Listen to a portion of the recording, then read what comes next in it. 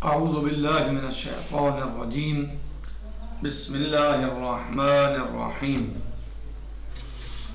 الحمد لله رب العالمين باعث الأنبياء والمرسلين بارئ الخلائق أجمعين، ثم الصلاة والسلام على أفضل الخلق محمد وآله الطيبين الطاهرين. اللهم صل على محمد وآل محمد وعجل فرجهم. کتاب مبادی اصول فقہ میں ہماری گفتگو اور بحث چل رہی تھی دراست النص کے بارے میں،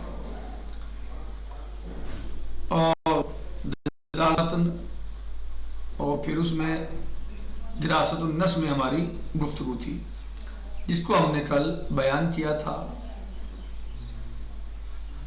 کہ دراست نص کا مطلب کیا ہے، کیا مطلب ہوتا ہے کہ دراست نص جو ہے وہ تعقب چاہتی ہے کہ لفظ جس چیز میں کہ جو لفظ نص میں پایا جا رہا ہے وہ اس کے معنی وہی ہے، یعنی اس کے معنی جو ہے وہ جو لفظ یعنی نص ہے اپنے معنی میں، اور وہ ظاہر کی نو سے نہیں ہے۔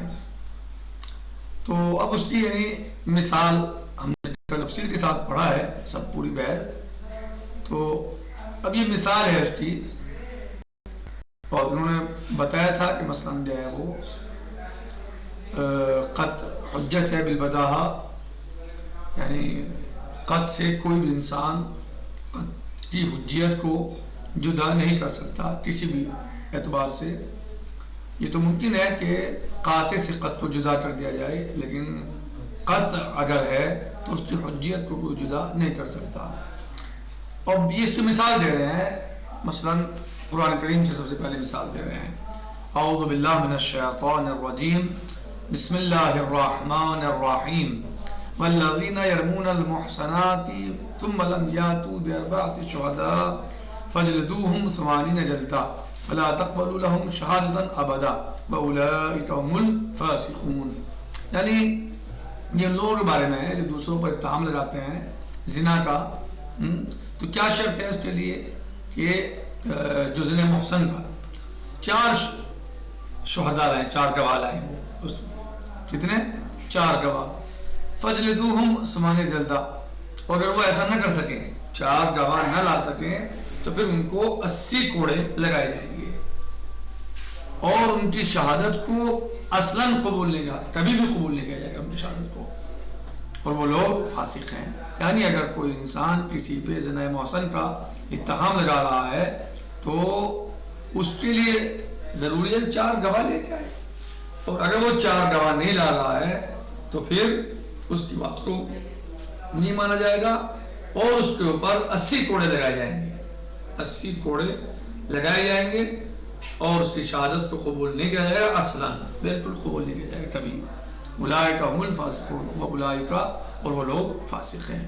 کہہ رہے ہیں ففی هذه الآیۃ الکریمہ المبارکہ استفادوا من کلمۃ ابدا، یہاں جو استفادہ کیا گیا ہے یہ یہاں پر اس مثال میں شاہد مثال کے ابدا، یعنی حرمت قبول شہادت الذین یرمون المحصنات، یعنی حرام ہے قبول کرنا شہادت کا ان لوگوں کی کہ جو اتہام لگاتے ہیں کسی پر محسن کا، ثم لم یاتوا باربعۃ شہداء، وہ زنا کے اتہام تو لگا رہے ہیں لیکن 4 گواہ نہیں لا رہے ہیں، تو کہہ رہے ہیں کہ حرمت مؤبدہ باربعۃ شہداء، حرمت، اگر وہ 4 گواہ نہیں لا رہے ہیں، لم یاتوا باربعۃ شہداء، اگر وہ 4 گواہ نہیں لا رہے ہیں تو یہ حرمت مؤبدہ ہے۔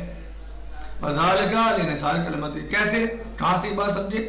اس لیے کہ کلمہ جو ہے وہ نصیر ہے ابدا، یعنی جو ابدا ہے، لہم شہادتاً ابدا ولا تقبلوا لہم شہادتاً ابدا، فی الدلالۃ علی التأیید والاستمرار، یعنی کلمہ جو ہے ابدا دلالت ہوتی ہے تائید پر اور استمرار پر، لأنہا نص فی معنی تعبید، اس لیے کہ یہ نص ہے معنی تعبید میں، تعبید ہمیشہ معبد، صحیح، یعنی جو شاہد مثال ہے وہ کیا ہے؟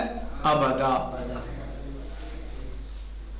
دوسری مثال حدیث شریف سے پیش کی ہے، من الحدیث المحرم اذا تزوج وهو يعلم انه حرام عليه لم تحل له ابدا، اگر محرم شادی کرے، زواج کرے، اور وہ جانتا ہے، بہو یعلم، اور وہ جانتا ہے انہ حرام علیہ کہ حالت احرام میں سب کرنا کیا ہے؟ حرام ہے، جانتا ہے اس بات کو، لم تحل له ابدا، تو پھر اس کے لیے ہمیشہ ہمیشہ حرام ہے، جائز نہیں ہوگی. ابدا یعنی ہمیشہ ہمیشہ، جس اوپر آپ نے برباد شہداء میں اربعۃ شہداء حرمت مؤبدہ، صحیح اوپر ہے، بلا تقبل لهم شہادتا ابدا، جیسے یہ ہے تو ایسے ہی یہاں پر ہے ابدا، لم تحل له ابدا، تو اس کے لیے کبھی بھی جائز نہیں ہوگا. ففی هذه الروایت المبارکہ الشریفہ ايضا ينتهى الى استمرار عدم حلت المرأة على المحرم. بس اس روایت شریفہ میں بھی یہ بات سمجھ میں آتی ہے کہ ہمیشہ یعنی حرمت جو ہے وہ مستمر رہے گی عورت کی کس کے اوپر؟ اس محرم کے اوپر. کون سا محرم؟ الذی تزوجها فی حالت احرامہ، کہ جس نے اس خاتون سے، اس عورت سے شادی کی حالت احرام میں، یہ عورت اس پر ہمیشہ حرام ہوگی. وَهُوَ يَعْلَمُ أَنَّ الزِّوَاجَ حَالَةُ الْإِحْرَامِ حَرَامٌ عَلَيْهِ، اور وہ جانتا ہے، چونکہ وہ جانتا ہے کہ زواج جو حالت احرام میں حرام ہے، اور پھر اس نے ایسا کیا تو اس پر یہ حرام محبت ہو جائے گی. وَذَلِكَ لِأَنَّ كَلِمَةَ أَبَدَا، کہاں سے آپ نے سمجھے کہ حرام محبت ہو جائے گی اس پر؟ کلمہ ابدا سے. کیا ہے؟ لم تحل له ابدا، وہ اس کے لیے کبھی بھی جائز نہیں ہوگی. تو حرام محبت کہاں سے سمجھا؟ اس کلمہ ابدا سے. یہ کلمہ ابدا، ذالک لأن کلمۃ ابدا نص فی الاستمرار والتعبید، اس لیے کہ کلمہ ابدا نص ہے کس چیز میں؟ استمرار اور تعبید میں، یعنی ہمیشہ ہمیشہ کے لیے. تعبید یعنی محبت، ہمیشہ ہمیشہ کے لیے. کما تقدم، اینا تقدم فی الآیہ الشریفہ، فی الاستدلال من الآیت الشریفہ، یعنی لہم شہادتا ابدا، جیسے اس میں ہے ایسے ہی ہے یہاں پر ہے، اس حدیث میں بھی ہے، جیسے آیت میں ہے تعبید ایسے ہی. تو یہ کیا سمجھے اس سے؟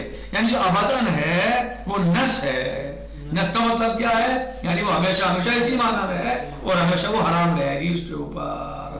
جس انسان نے حالت حرام میں جانتے ہوئے کہ حالت حرام میں زواج کرنا حرام ہے پھر کر لیا تو یہ عورت اس کے اوپر ہمیشہ ہمیشہ کے لیے حرام ہو جائے گی.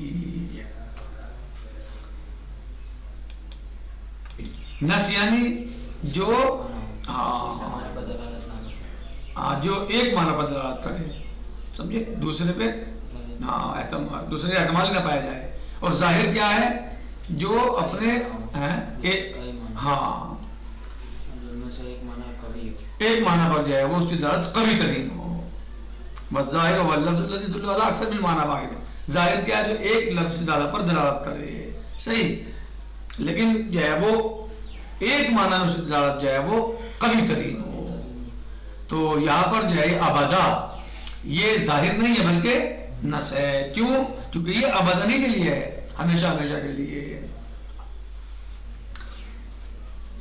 اور یہ دلیل اس میں آیہ کریمہ اور حدیث شریف سے دلیل دی ہے، یہاں پر لائے ہیں.